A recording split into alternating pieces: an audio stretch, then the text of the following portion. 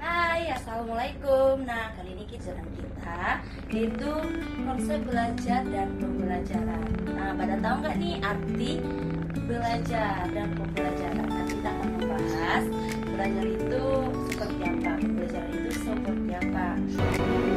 Ilmu pengetahuan bukanlah prestasi orang-orang hebat saja, tetapi adalah usaha bersama. Usaha bersama yang melintasi generasi ke generasi. Belajar itu suatu perjalanan yang tidak hanya berfokus pada pilihan atau tujuan, tetapi juga pada aktivitas yang dilakukan.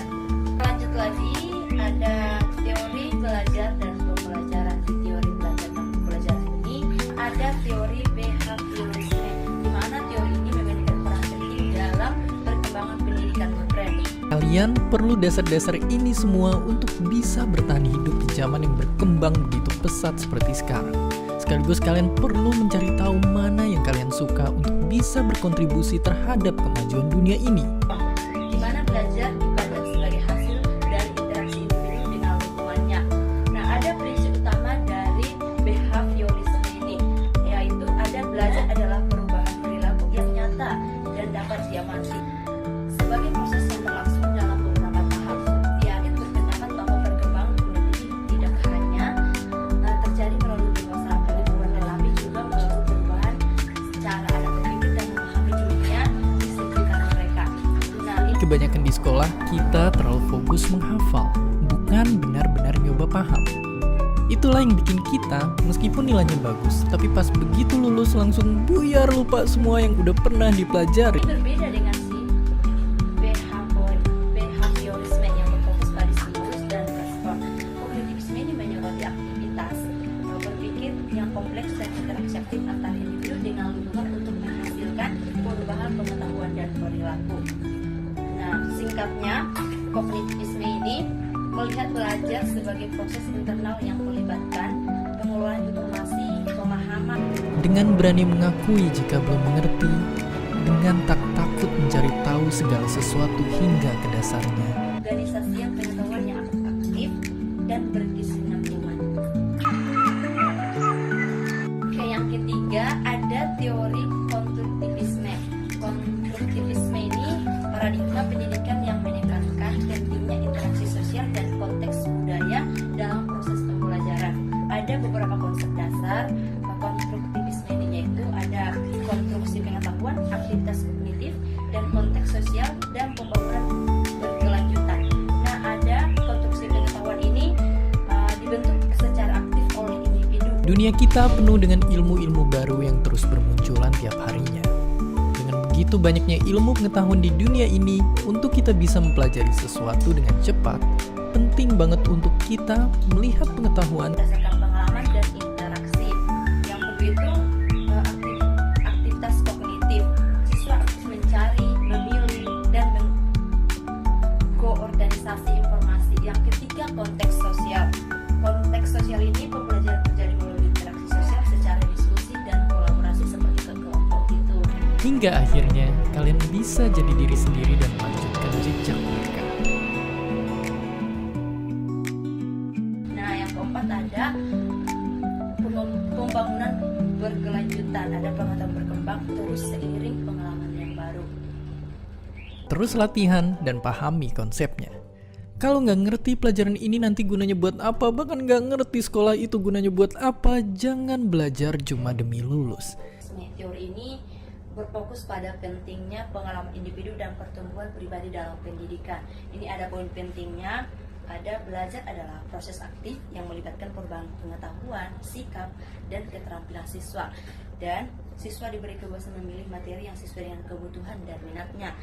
Misalnya kalian emang belum ngerti tentang sesuatu. Karena itu adalah langkah pertama yang paling penting dalam belajar. Ada juga pembelajaran meningkatkan pengembangan berpikir kritis, kreatif, dan kemampuan reflektif. Yang selanjutnya ada hubungan guru dan siswa berdasarkan pada saling menghargai dan memahami tanpa prasangka. Ada juga motivasi belajar berasal dari diri siswa yang harus didukung oleh suasana belajar aman dan nyaman. Nah, Tujuan utama teori humanisme ini membantu siswa mencapai aktualisasi diri, yaitu kemampuan mengenali dan mengembangkan potensi terbaiknya secara mandiri dan bertanggung jawab. Oke, singkatnya teori humanisme memanusiakan proses belajar dengan menempatkan siswa sebagai pusat pembelajaran yang aktif, kreatif, dan bebas dalam mengembangkan dirinya dengan dukungan guru sebagai fasilitator.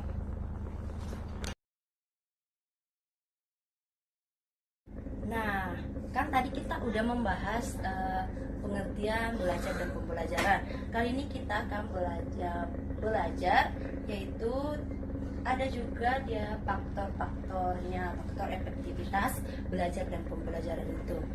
Nah, yang pertama itu ada faktor internal, di mana ada faktor internal itu ada motivasi.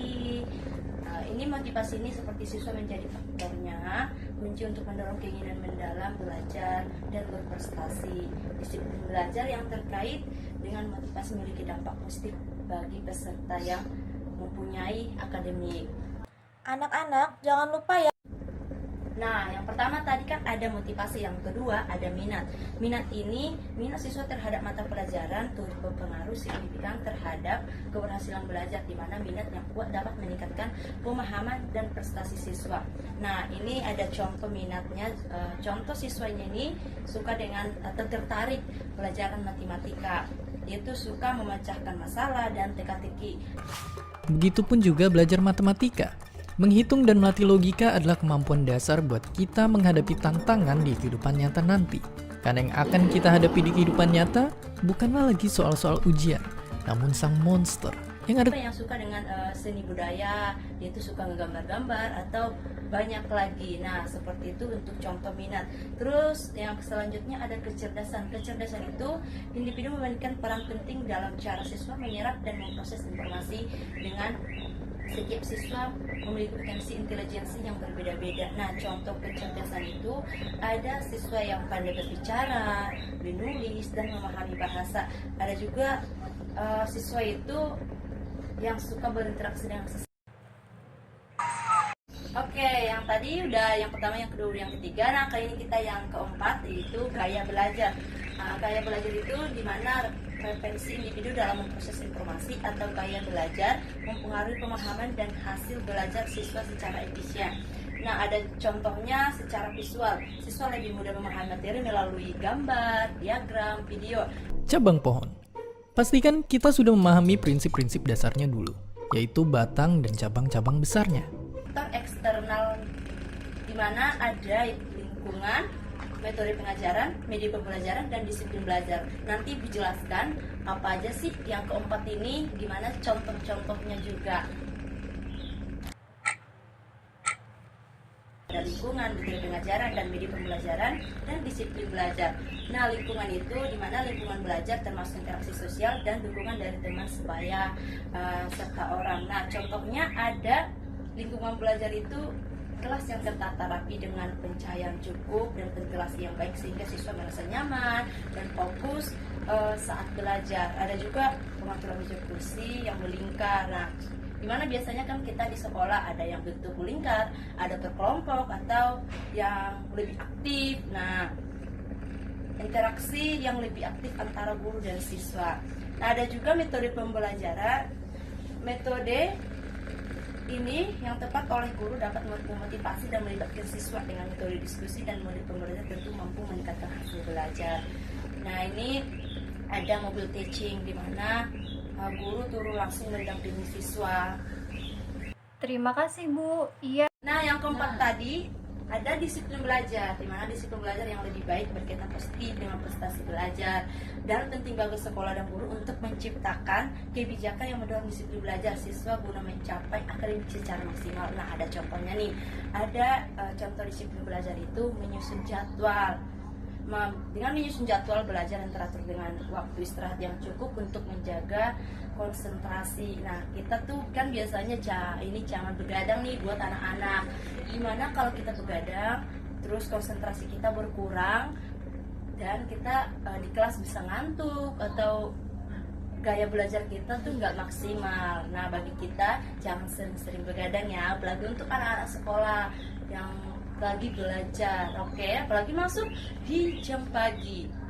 Nah, kita lanjut lagi. Kesimpulan dari pembelajaran kita pada hari ini yaitu belajar dan pembelajaran. Kesimpulannya, belajar adalah proses perubahan perilaku dan pemahaman sebagai hasil dari interaksi individu dengan lingkungannya. Dan pembelajaran adalah proses terencana yang bertujuan untuk memfasilitasi peserta didik agar dapat belajar dengan baik. Pembelajaran melibatkan interaksi antara guru dan siswa, di mana guru berperan membimbing siswa agar mencapai tujuan pembelajaran yang telah ditetapkan. Keberhasilan pembelajaran dipengaruhi oleh interaksi antara berbagai komponen seperti guru, siswa, tujuan, materi, media, dan evaluasi. Nah, sekian untuk pembelajaran kita hari ini. Yang Ibu akan tutup. Selamat siang. Ayo dibereskan, bersiap pulang. Dadah semua.